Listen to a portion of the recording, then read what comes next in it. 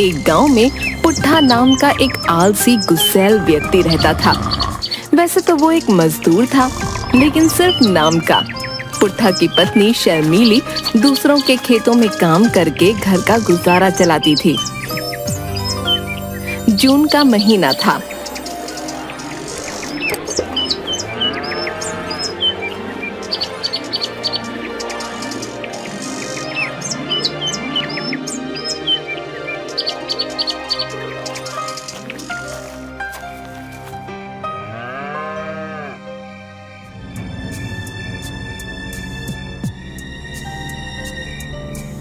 उस रात गर्मी से बेहाल शर्मीली ने घर में कदम रखा ही था कि तभी पुट्ठा शर्मीली से गुस्से में बोला, देखो शर्मीली, अगर गर्मी है तो इसका मतलब ये नहीं कि तुम जब मर्जी चाहोगी तुम घर में आ जाओगी।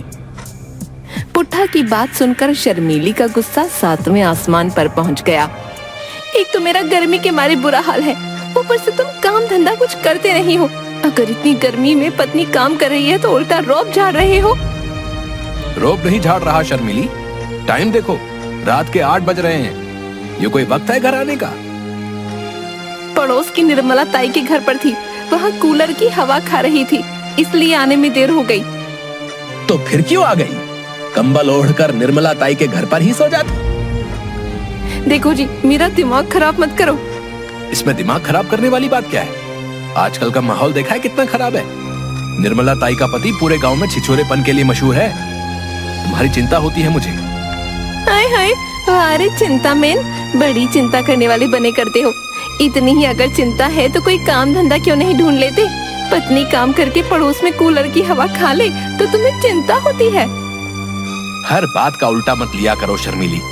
तुम अच्छी तरह से जानती हो कि गर्मियों में मुझसे भी काम नहीं होता, क्योंकि मुझे बहुत गर्मी लगती है।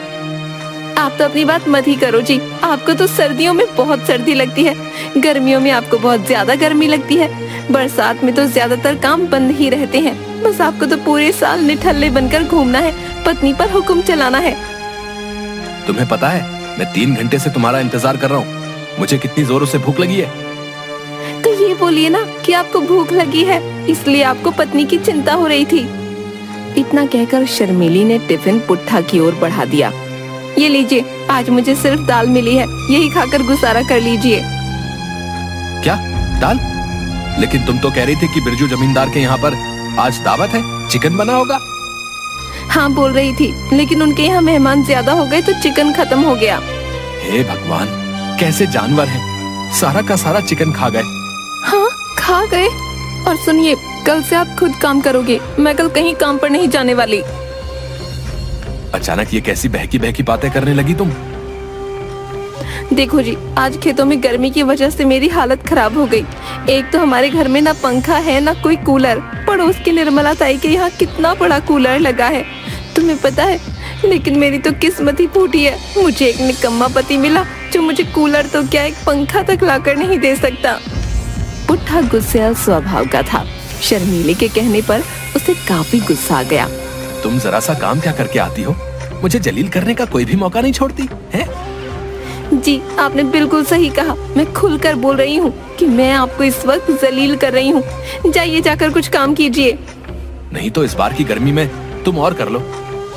बिल्कुल नहीं जी, मुझे 1 हफ्ते के अंदर अंदर अपने घर में कूलर चाहिए। बगैर कूलर के मैं कोई काम नहीं करूँगी, यहाँ तक कि घर का भी कोई काम नहीं करूँगी। और अगर तुमने मेरी बात नहीं मानी ना, तो इस बार मैं अपने मायके जाकर तुम्हारे आलसपने की करतूत अपने भाइयों को बता दूंगी। फिर याद रखना, पिछली बार जो मेरे भाइयों ने तुम्हारी जो ठुकाई की थी ना, उसका दर्द तुम्हें आज भी होता है। शर्मीली की बात सुनकर पुट्ठा चुप हो गया, क्योंकि शर्मीली के भाइयों ने आलस की वजह से ही उसको बुरी तरह से पीटा था।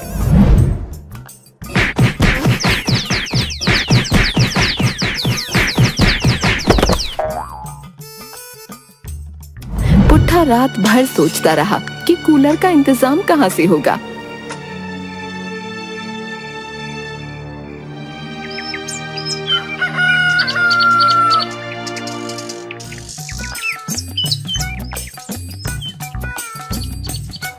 पुट्ठा दूसरे दिन घर से बाहर निकला ही था कि ठेले पर शिकंजी बेच रहा मजाकिया मंगत लाल उसकी ओर देखकर बोला, अरे क्या हुआ पुट्ठा भैया, इतनी गर्मी में कैसे निकल आए? तुमसे मतलब, अपने काम से काम रखो। हैं? अरे पुट्ठा भैया, तुम्हारी चिंता हो रही है इसलिए बोल रहे हैं। कहीं ऐसा ना हो सूरज की किरणों से तुम बेहोश हो जाओ। अगर तुम्हें कुछ हो गया तो भरी जवानी में भाभी का क्या होगा? उनका ख्याल कौन रखेगा? भाभी वैसे भी कितनी सुंदर हैं। गांव वाले भाभी को छेड़ छेड़ कर उनका बुरा हाल कर देंगे। हाँ। पुट्ठा पत्नी की बात को लेकर वैसे ही बहुत परेशान था। मंगतलाल के मजाक ने उसका पारा हाई कर दिया। पुट्ठा ने एक जोरदार चांटा मंगतलाल के गाल पर जड़ दिया। एक तो वैसे ही मेरा दिमाग खराब हुआ पड़ा है, ऊपर से तेरा मजाक खत्म होने का नाम ही नहीं ले रहा है। कम से कम देख तो लिया कर सामने वाले का मूड कैसा है। तभी वहाँ पर गांव का मुखिया आ गया। अरे क्या हो गया पुट्ठा, क्यों बेचारे मंगतलाल को मार रहा है? देखिए ना मुखिया जी, मैंने थोड़ा सा मजाक क्या किया, पुट्ठा भाई ने तो मेरे गाल पर चांटा ही जड़ दिया। पुट्ठा ये सब क्या है? मंगतलाल भी हमारे ही गांव का है। तुम्हें किसी को इस तरह से चांटा मारने का कोई अधिकार नहीं। मुखिया जी, एक तो वैसे ही मैं परेशान था, ऊपर से ये मुझ पर मजाक किए जा रहा है। अबे अगर कोई तुझसे मजाक करेगा तो तू उसको थप्पड़ मार देगा क्या? हैं? अभी मैं तुझसे अगर मजाक करूं तो क्या तू मेरे भी थप्पड़ मारेगा? आपको कैसे थप्पड़ मार सकता हूं? तो तू आदमी देखकर सबको मारता है। मुखिया जी, आप तो जानते हैं मुझे गर्मी बर्दाश्त नहीं होती। ऊपर से मेरी पत्नी ने 1 हफ्ते का मुझे अल्टीमेटम दिया है। उसने बोला है कि अगर 1 हफ्ते के अंदर अंदर मैंने उसे कूलर खरीद के नहीं दिया तो वो कोई काम नहीं करेगी, और ऊपर से अपने भाइयों से मुझे पिटवाएगी, सो अलग। पुट्ठा की बात सुनकर मुखिया मूंछ पर ताव देता हुआ हंसता हुआ बोला। तो ये बात है, और तू ये सोच सोच कर चिंता कर रहा होगा कि तेरी औकात तो पंखा खरीदने की भी नहीं है, तो तू कूलर कहाँ से ला कर देगा? क्योंकि मेहनत मजदूरी तो तुझसे होती नहीं है।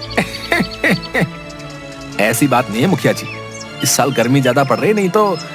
हाँ पता है, गर्मी में तुझसे काम नहीं होता, और सर्दी में तुझे सर्दी बहुत लगती है, और बरसात में ज्यादातर काम बंद ही रहते हैं।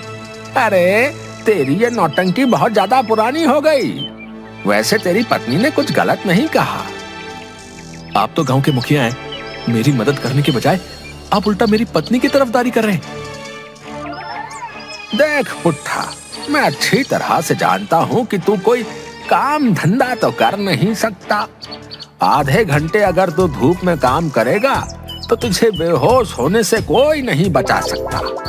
हाँ, तू सिर्फ एक काम कर सकता है, दूसरों को मूर्ख बनाने का है, जैसा कि तू हम सबको और अपनी पत्नी को मूर्ख बनाता रहता है। इतना कहकर मुखिया वहाँ से हंसता हुआ चला गया।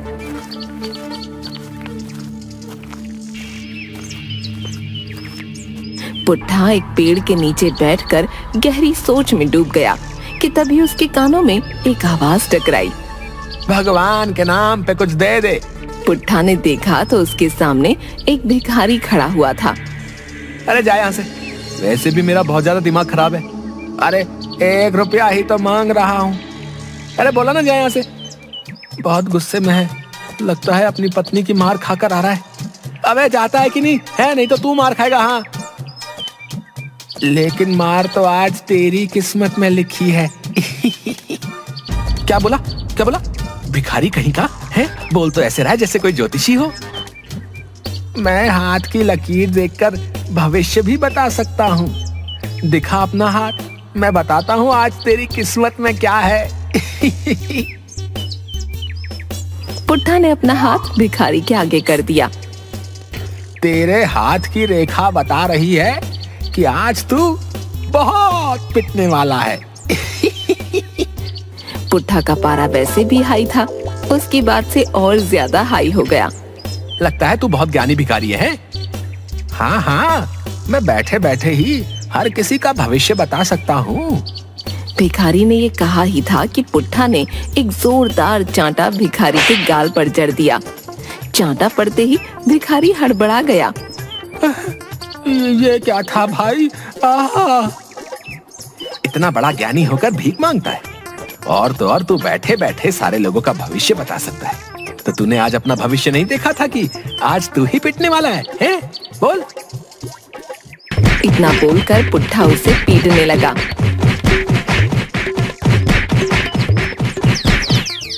भिखारी पुट्ठा के पैरों पर गिर गया। मुझे माफ कर दो भाई, वो क्या है ना, इस धंधे में बहुत कमाई है। अगर तुम भी इस धंधे में आ गए तो कुछ ही दिनों में अमीर हो जाओगे। हाँ। भिखारी की बात सुनकर पुट्ठा ने अपने हाथ रोक लिए और कुछ सोचकर कहा, क्या वाकई इस धंधे में बहुत कमाई है? हाँ। और अगर पकड़े गए तो? ऐसा कुछ नहीं होता, इंसान बहुत अंधविश्वासी होता है। भिखारी वहां से चला गया।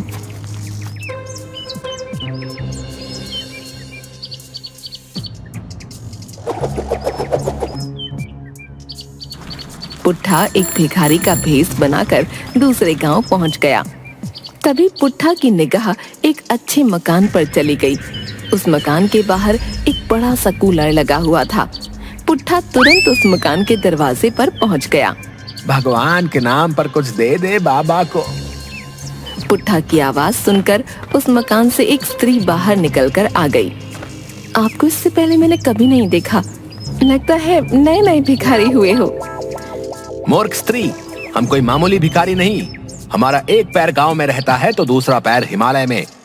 हम वर्षों की तपस्या करके हिमालय से लौटे हैं। हमारे पास हर समस्या का हल है। तो फिर आप तो बहुत ज्ञानी होंगे। हाँ, हमें वरदान मिला है कि हम हर किसी का हाथ देखकर उसका भविष्य बता सकते हैं। अरे तो आप बाहर क्यों खड़े हैं, अंदर आइए ना। पुट्ठा स्त्री के साथ अंदर की ओर बढ़ गया। तभी पुट्ठा की नजर उस स्त्री के कच्चे आंगन पर चली गई। उसने देखा कि एक 10 साल का बच्चा उस कच्चे आंगन की मिट्टी को एक लकड़ी से खोद रहा था। स्त्री पुट्ठा को घर के अंदर ले आई और अपना हाथ आगे करके बोली, मेरा हाथ देखकर भविष्य बताइए बाबा। पुट्ठा उस स्त्री के हाथ की लकीरों को देखने लगा, मगर सच तो ये था कि वो कुछ जानता नहीं था। तभी अचानक पुट्ठा का दिमाग आंगन में खेल रहे उस बच्चे पर दौड़ गया। तेरे आंगन में सोना गड़ा है कन्या, बहुत जल्द तुझे सोना मिलने वाला है। पुट्ठा ने ये कहा ही था कि तभी वो बच्चा भागता हुआ आ गया। उसके हाथ में एक पीली धातु की मूर्ति थी। उसने उस स्त्री से कहा, देखिए माँ, ये सोने की है, मुझे आंगन में मिट्टी में गड़ी हुई मिली।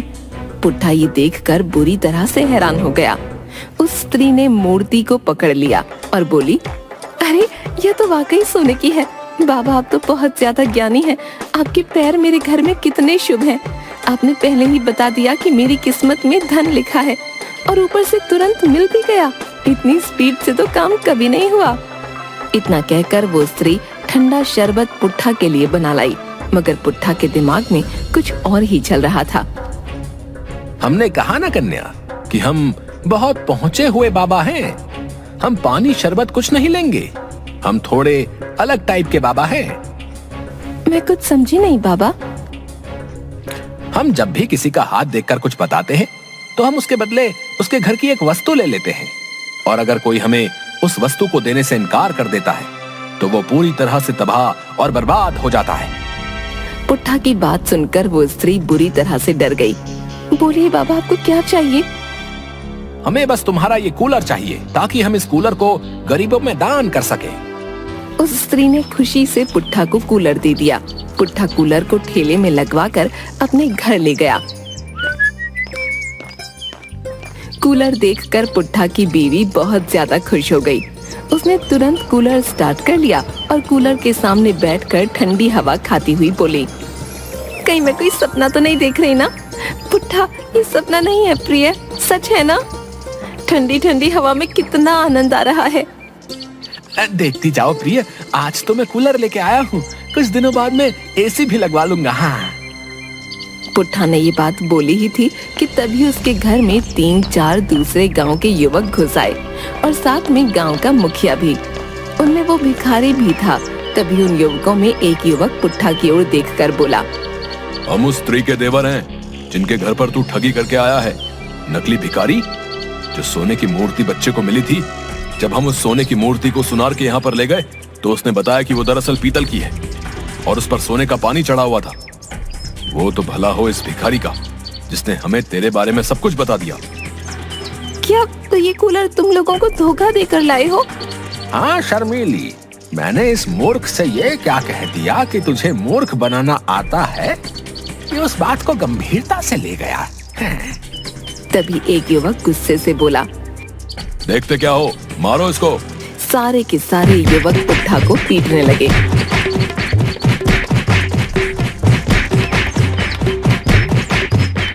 मुखिया ने पुट्ठा को बड़ी मुश्किल से बचाया। तभी एक युवक बोला, कूलर उठा लो। लेकिन गांव का मुखिया उस युवक से बोला, कूलर के पैसे मैं तुम्हें दे दूंगा, इस कूलर को अब यहीं रहने दो। आज वैसे भी पुट्ठा की मार बहुत ज्यादा लग गई है ना? मुखिया पुट्ठा की ओर देखकर बोला, आज तुम्हारी किस्मत में मार खाकर कूलर की हवा खाना लिखा था। जाओ, ये कूलर आज से तुम्हारा हुआ। इतना कहकर मुखिया और वो सब वहाँ से चले गए। लेकिन पुट्ठा के घर में कूलर लग गया था।